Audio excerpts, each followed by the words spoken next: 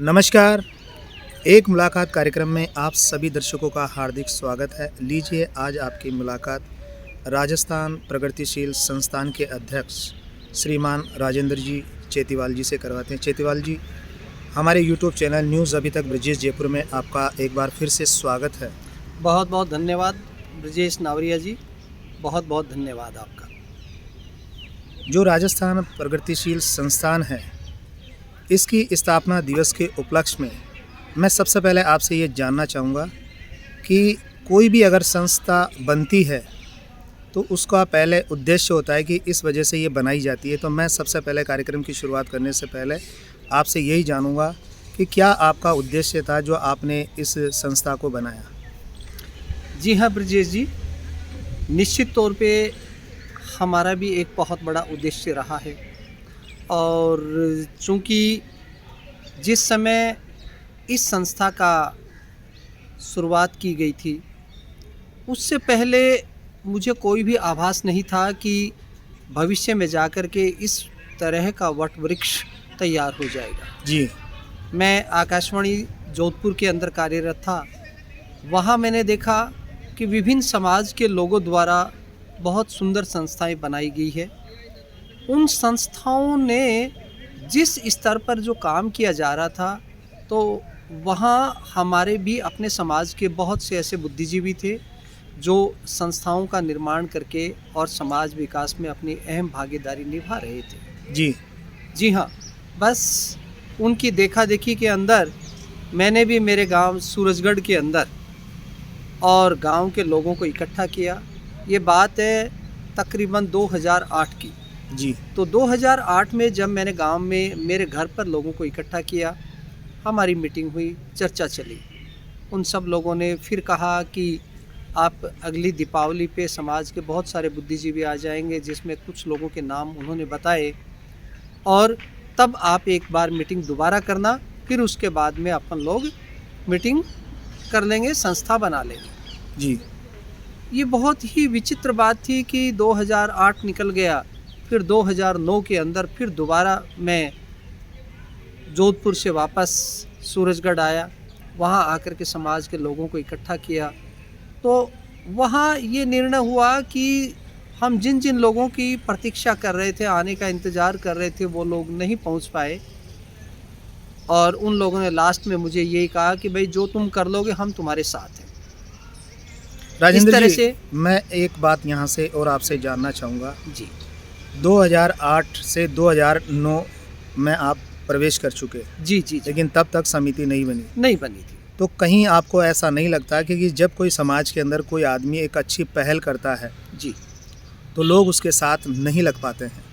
इसके बारे में आपकी क्या राय है? जी जी बिल्कुल। वो दौर इस तरीके का था कि जहाँ लोगों के बीच जब मैं इस तरह की बातों से मुखातिब हो रहा था, तो तरह तरह से मुझे कमेंट्स अच्छे और नेगेटिव रूप में भी मिल रहे थे। लेकिन खुदा का नेमत थी कि 2010 में उन लोगों ने मुझे यही कहा कि भाई जो तुम्हें करना है कर लो, हम लोग तुम्हारे साथ हैं। जी। मैं वापस जोधपुर चला गया और संयोग था कि आज ही का दिन था।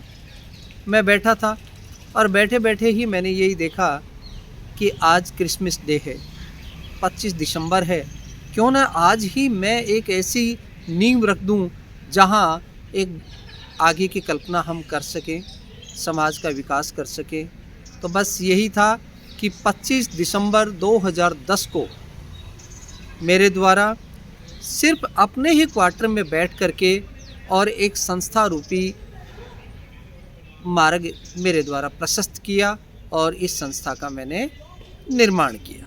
मैं ये भी जानना चाहूँगा कि प्रारंभिक उद्देश्य आपके क्या थे? ये जो आप संस्था आपने बनाई, उसके क्या उद्देश्य, क्या लक्ष्य आपने रखे कि संस्था बनाने के बाद में इस संस्था के माध्यम से मैं अपने समाज के लिए ये कार्य करने जाऊँगा, वो बताया? जी हाँ, बहुत सुंदर आपने बताया ब्रजेश जी। सबसे बड़ा हमारा लक्ष्य था कि जो शहरों के अंदर आकर के बच्चे जिस प्रकार से ऊंची ऊंची कोचिंग ले रहे थे, एकजुटता दिखाई दे रही थी, उनके अंदर एक यूनिटी थी। जी। छात्रावास के लिए ज़मीनें आवंटन हो रही थी। वहाँ अच्छे अच्छे बड़े बड़े कार्यक्रम सांस्कृतिक रूप में हो रहे थे। तो इन सब से प्रभावित होकर के मैंने ये देखा कि क्यों ना अगर हम इस संस्था का निर्माण करते हैं तो हमारे गांव का हम विकास करेंगे, बच्चों को शिक्षा के रूप में जोड़ेंगे और सामाजिक स्तर पर हम जैसे दहेज प्रथा है और मृत्यु भोज है, इस तरह के हम समाज को निजात दिलाएंगे। तो ये बहुत सारे मेरे दिमाग में था और समाज में एक यूनिटी बनेगी, हम सामाजिक, सांस्कृतिक और शैक्षिक रूप से हमारा विकास होगा और मैं लोगों को जोड़ पाऊँ। चेतीवाल जी, संस्था बनाने से पहले जो आपने समाज के लिए जो लक्ष्य रखे थे, जो उद्देश्य रखे थे, उन उद्देश्यों को कहाँ तक आपने पूरा किया, इसके बारे में हमारे दर्शकों को आप बताएं। जी ब्रिजेश जी, इसी बीच में पहले ये भी बताना चाहूँगा कि जोधपुर में मेरे द्वारा संस्था का निर्माण ज़रूर किया गया, लेकिन उसको पूरी तरह से फलीभूत करने में मेरे सूरजगढ़ के जो बुद्धिजीवी थे जी, उनको मैंने इकट्ठा किया और इकट्ठा करने के बाद में स्पेशली उसमें मेरे परिवार से मेरे अंकल श्री रतनलाल जी चेतीवाल, छोटा भाई महेंद्र जी चेतीवाल जी, मेरे मित्र थे जो हजारी लाल जी बड़शीवाल जी, और मेरे धर्म भाई श्री बाबूलाल जी बड़गुजर, जी, एक मेरे छोटे भाई के रूप में श्री शीश राम जी बड़शीवाल, जी, श्री महेंद्र कुमार जी, बहुत सारे ऐसे व्यक्तियों का इस मुहिम के अंदर शुरुआती दौर में उनका बहुत बड़ा योगदान रहा और उन्हीं के ही इस संस्था में शामिल होने के बाद कार्यकारिणी का एक रूप तैयार हुआ और उनके शामिल होने से ही इस संस्था को चार चांद लगे। जहाँ तक आपके प्रश्न की बात है जी, मैं आपको बताऊंगा कि शुरुआती दौर में हम सब लोगों ने मिलकर के बहुत मेहनत की, घर घर जाकर के हमने लोगों को जोड़ना शुरू किया और जब संस्था का निर्माण होता है तो 2 पैसे की भी आवश्यकता होती है। हमने सदस्यों को जोड़ा, जो भी शुल्क होता था सदस्यता के रूप में लिया, लेकिन आज हम ये देखते हैं कि शुरुआती दौर में जब हमने इतनी मेहनत की तो तुरंत ही हमने लगभग 2012 में संस्थान का रजिस्ट्रेशन करवाया। उसके बाद में पूरे हिंदुस्तान के अंदर पहला लाइब्रेरी पुस्तकालय जो हमारे सूरजगढ़ के अंदर इसी संस्था के माध्यम से बना, पहला पुस्तकालय था जिसके अंदर पूरे समाज ने तन मन धन से सहयोग किया। हमने हमारे गुरुजी को बुलाया, शानदार कार्यक्रम किया। उस पुस्तकालय के लिए समाज के सब लोगों ने बढ़ चढ़ कर के हिस्सा लिया, सभी प्रकार की पुस्तकें उसमें रखवाई गई और उस पुस्तकालय को चलाने के लिए हमने व्यक्ति को तनख्वाह दे करके हमने वहाँ पे पुस्तकालय को संचालित। अच्छा, पुस्तकालय के अलावा और क्या उपलब्धियाँ रही आपकी संस्था की, वो भी आप बताएं। जी, एक व्यक्ति बनकर जीना महत्वपूर्ण नहीं अपितु एक व्यक्तित्व बनकर जीना अधिक महत्वपूर्ण है, क्योंकि व्यक्ति समाप्त हो जाता है लेकिन व्यक्तित्व सदैव जीवित रहता है। जी हाँ, इस प्रकार के भाव हमारी टीम के लोगों द्वारा रहे हैं और टीम के तमाम जो साथी इस संस्थान से जुड़े हैं उन्होंने हमेशा ही अपने कीमती समय में से समय निकाल करके इस संस्थान के लिए कार्य किए हैं, जिसमें से विशेष तौर से मैं आपको बताना चाहूँगा कि हम लोगों ने संस्थान का स्तर पे मोटिवेशनल सेमिनार करवाया। जी, वर्ष 2018 में जिला स्तरीय प्रतियोगिता परीक्षा करवाई जी, और कोरोना महामारी के दौरान लगभग एक कोने से दूसरे कोने तक हमने ज़रूरतमंद लोगों के पास में लगभग 634 राशन के किट पहुंचाए। ये पूरे समाज के सहयोग की बदौलत ही सारा काम हमारा हुआ। चिकित्सा की सुविधाएं हैं, वृक्षारोपण का जो कार्यक्रम है, पत्रकारिता, इलेक्ट्रॉनिक मीडिया, प्रिंट मीडिया, ये सारे कार्य हमारी संस्थान के द्वारा जारी किए गए और हम लोगों ने इस पर बहुत सी कामयाबी भी हासिल की। कोई भी संस्थान होता है उसमें भामाशाहों का विशेष योगदान रहता है। जी।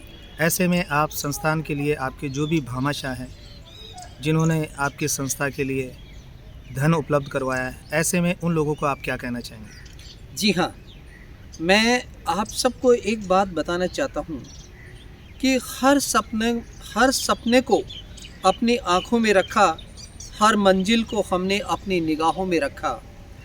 बस सफलता मिलेगी हम सबको, और हर बार हमने अपने लक्ष्य को निगाहों में रखा, और ये निगाहें थी हमारे समाज के भामाशाह। जी। हर बार हमारे भामाशाहों ने तन मन धन से सहयोग दिया, और मैं तमाम भामाशाहों का आज भी शुक्रिया अदा करता हूँ कि जब जब भी समाज को छात्रों के लिए ज़रूरत पड़ी, किसी कार्यक्रम करने के लिए आवश्यकता पड़ी, या यूँ कहें कि किसी भी प्रकार का मोटिवेशनल सेमिनार हो या बच्चों की शिक्षा के लिए हमें आर्थिक सहयोग की आवश्यकता रही, तमाम प्रकार के कार्यक्रमों में हमारे समाज के भामाशाहों का अग्रिम पंक्ति के रूप में खड़े होकर के उन्होंने अपार सहयोग दिया।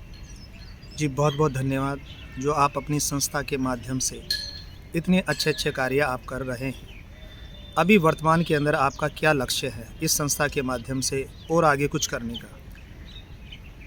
पत्रकार महोदय, मैं आप पूरे समाज के सामने और इस आपके चैनल के माध्यम से ये बताना चाहूँगा कि समाज का ही एक इतना अपार सहयोग और स्नेह था, जिसकी बदौलत हमें 3 जुलाई 2023 को हमारा बहुत बड़ा लक्ष्य कामयाब हुआ, जिसमें था कि झुंझुनू जिला मुखिया पर 2.5 बीघा ज़मीन का आवंटन। जी, हमें बहुत बहुत बधाई आपको। राज्य सरकार से झुंझुनू जिले के खटीक समाज के छात्रों के लिए जिला मुख्यालय पर 2.5 बीघा ज़मीन की आवंटन हो चुकी है, और अब हमारा सभी का यही लक्ष्य है कि उस ज़मीन पर छात्रों के लिए एक सुंदर छात्रावास का निर्माण हो। इसके लिए मैं आपको बताना चाहूँगा कि अभी हाल ही में हमारी संस्था के अंदर लगभग 184 सदस्य बने हैं। सभी के द्वारा निर्णायक भूमिका के तौर पे अभी 6 समितियां बनाई गई हैं। सभी समितियों के पदाधिकारी सदस्य उन्होंने एक मुक्त कंठ से इस बात को समाज के सामने रखा है कि जो भी हमसे बन पड़ेगा, इस समाज विकास के लिए हम अपना अग्रणी योगदान देंगे, और इसी योगदान फलस्वरूप छात्रावास का निर्माण होगा। रोज़गार के लिए समाज को किसी न किसी तरह से मोटिवेशनल सेमिनार हो, जिसमें रोज़गार की चर्चा हो, रोज़गार मेले का आयोजन हो। इस प्रकार के हमारे लक्ष्य हैं। साथ ही साथ सामूहिक विवाह करने के लिए भी हम लोग विचार कर रहे हैं। और एक विशेष बात मैं आपको बताना चाहूँगा कि हमारे झुंझुनू ज़िले के युवा वर्ग जो बहुत से ऐसे हैं जो आज आउट ऑफ इंडिया जाकर के, विदेशों में जाकर के अपनी रोजी रोटी को तलाश रहे हैं। जी। वो लोग अपने घर से आज 15 से 20 लाख रुपए खर्च करके जाते हैं। वहाँ जाकर के बहुत से ऐसे युवा हैं जो बच्चे वहाँ जाकर के उनको रोज़गार का तुरंत ही कागज़ नहीं मिल पाते हैं। जी। हम लोगों ने हमारी संगठन के बहुत से बुद्धिजीवियों ने ये निर्णय किया है कि हम इस मसले को हमारे सरकार के पास में उठाएं, हमारे विधायकों के माध्यम से, सांसदों के माध्यम से ये संस्थान वहाँ मुद्दा उठाएगी कि यहाँ से जाने वाले जितने भी हमारे भाई हैं, समाज उनको जाते ही वहाँ पे रोज़गार अर्थात काम करने के कागजात उपलब्ध हो जाए, जिससे वो फ्री हो कर के अपना स्वतंत्र हो कर के अपना काम कर सकें और घर वालों के लिए अपना रोज़गार के माध्यम से पैसे भिजवा सकें। चेतीवाल जी, आप संस्थान के अध्यक्ष हैं, इसके अलावा समाज के गणमान्य सदस्य भी हैं। मैं आपसे एक बात और जानना चाहूँगा कि समाज के किसी व्यक्ति को रोज़गार देना क्या सेवा की श्रेणी में नहीं आता है? बहुत सुंदर कहा आपने। जहाँ तक रोज़गार की बात आप कर रहे हैं ब्रजेश जी, आपने देखा है कि मैं आकाशवाणी और दूरदर्शन में हूँ। मैंने ये देखा है कि मैं मेरे इस विभाग के माध्यम से ज़्यादा से ज़्यादा प्रतिभाओं को इस विभाग के अंदर मैं मौका दिलाऊं। उच्च अधिकारियों से संपर्क करके जो प्रतिभाएं हैं वो इस विभाग में पहुंचाने का भरसक मैंने प्रयास किया है। आज मैं दूरदर्शन जयपुर में आकर के अपने समाज की काफ़ी प्रतिभाओं को यहाँ लाने का मुझे अवसर मिला है। और रोज़गार की बात है तो निश्चित तौर पे आज हम समाज के बच्चों को, समाज के उन गरीब परिवारों को रोज़गार देंगे तो उनका विकास होगा, उनकी पारिवारिक क्षमता है वो आगे बढ़ेगी। और जब परिवार का विकास होगा तो निश्चित तौर पे समाज का विकास होगा, और वो भी एक गरीब और अमीर की खाई को पाट करके समाज में अपना प्रभुत्व कायम कर पाएंगे। तो मैं तो यही कहूँगा कि जितने भी हमारे समाज के अधिकारी हैं जो इस बात के लिए सक्षम है कि वो हमारे समाज के लोगों को रोज़गार दे सकते हैं या किसी भी तरीके से उनकी मदद कर सकते हैं, तो वो आगे आए और समाज को, युवाओं को, समाज के बेरोज़गारों को अधिक से अधिक रोज़गार मुहैया करवाने में उनको मदद करें। चेतीवाल जी, राजस्थान प्रगतिशील संस्थान की पूरी कार्यकारिणी को मेरी तरफ से बहुत बहुत धन्यवाद। और जो लोग आपके संस्थान से जुड़ रहे हैं और जो भामाशाह आपके संस्थान के लिए, खटीक समाज हित के लिए जो सहयोग कर रहे हैं, उन सभी को बहुत बहुत धन्यवाद। लम्हे फुर्सत के आए तो रंजिशें ज़रूर भुला देना, किसी को भी नहीं खबर कि सांसों की मोहलत कहाँ तक है, सांसों की मोहलत कहाँ तक है। सभी को मेरा आभार और सभी को ढेरों शुभकामनाएं और बहुत बहुत बधाई। आने वाला नव वर्ष हम ही सभी समाज बंधुओं के जीवन में मंगल ही मंगल लेकर आए हैं। इन्हीं सब बातों के साथ न्यूज़ अभी तक ब्रजेश जयपुर से मैं पत्रकार ब्रजेश कुमार नावरिया। धन्यवाद।